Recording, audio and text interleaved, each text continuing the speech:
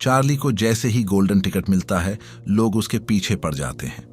कई लोग उसे पैसे का लालच देने लगते हैं। एक आदमी तो उसे $500 तक देने को तैयार हो जाता है और चार्ली समझ जाता है कि अगर चाहे तो यह टिकट और भी ज्यादा कीमत पर बिक सकता है। लेकिन जब वह टिकट खरीदने वाली दुकान पर होता है तो कैशियर उसे समझाता है कि जो चीज तुम्हारे पास है वो अनमोल है, इसे किसी भी कीमत पर मत बेचना। यह सुनकर चार्ली दौड़ता हुआ घर वापस चला जाता है। घर पहुंचकर चार्ली सोचता है कि अगर वह टिकट बेच दे तो उससे मिले पैसे से अपने परिवार की हालत सुधार सकता है, घर ठीक कर सकता है, खाना खरीद सकता है, सबकी जिंदगी बदल सकती है। पर तभी ग्रैंडपा जॉर्ज उसे प्यार से समझाते हैं, इस दुनिया में पैसे की कोई कमी नहीं है बेटा, लेकिन गोल्डन टिकट सिर्फ 5 हैं। तुम अनमोल हो, तुम्हारा सपना अनमोल है, इसे मत छोड़ो। चार्ली की आंखों में चमक आ जाती है। वह फैसला करता है कि वह टिकट को नहीं बेचेगा।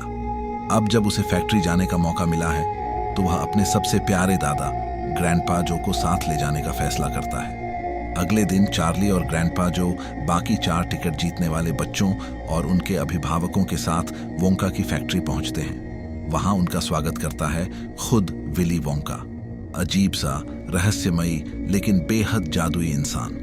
वह सबको अंदर ले जाता है और जैसे ही दरवाजे खुलते हैं सभी हैरान रह जाते हैं। फैक्ट्री के अंदर एक जंगल जैसा विशाल कमरा होता है, लेकिन वो जंगल किसी आम पेड़ों का नहीं बल्कि चॉकलेट से बना होता है। चारों ओर मीठे मीठे पेड़, झरने जिनमें चॉकलेट बह रही है और अनगिनत स्वादिष्ट मिठाइयाँ, सब कुछ खाने लायक।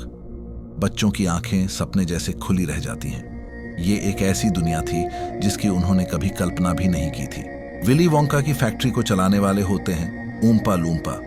ये छोटे कद के अजीब लेकिन मेहनती लोग होते हैं जिन्हें वोंका ने एक अनोखी जगह से लाया था, लूम्पा लैंड। वोंका बताता है कि वह लूम्पा लैंड गया था नए स्वादों की तलाश में, ताकि अपनी चॉकलेट और कैंडीज में कुछ नया ला सके। लेकिन वहां उसे कुछ और ही मिला, ये अनोखे ऊम्पा लूम्पा लोग। वे लोग पेड़ों पर घर बनाकर रहते थे क्योंकि जमीन पर भयानक जानवर घूमते थे जो उन्हें खा सकते थे। उनकी पूरी जिंदगी बस हरी इल्ली खाकर ही गुजरती थी। लेकिन ऊम्पा लूम्पा लोगों को सबसे ज्यादा प्यार था एक चीज से, कोको बीन्स से, जो चॉकलेट का असली स्वाद बनाते हैं। वोंका ने उन्हें प्रस्ताव दिया, मेरी फैक्ट्री में काम करो, बदले में तुम्हें अनगिनत कोको बीन्स मिलेंगी। ऊम्पा लूम्पा बहुत खुश हुए और वोंका के साथ आ गए। अब फैक्ट्री की सैर शुरू होती है, लेकिन वोंका साफ साफ कह देता है कि कुछ चीजों को छूना नहीं, खाना नहीं और बिना पूछे कुछ करना नहीं। पर बाकी बच्चों में इतनी संयम की शक्ति नहीं होती। हर बच्चा अपनी कमजोरी और स्वभाव के कारण गलती करता है और उसका परिणाम भी भुगतता है।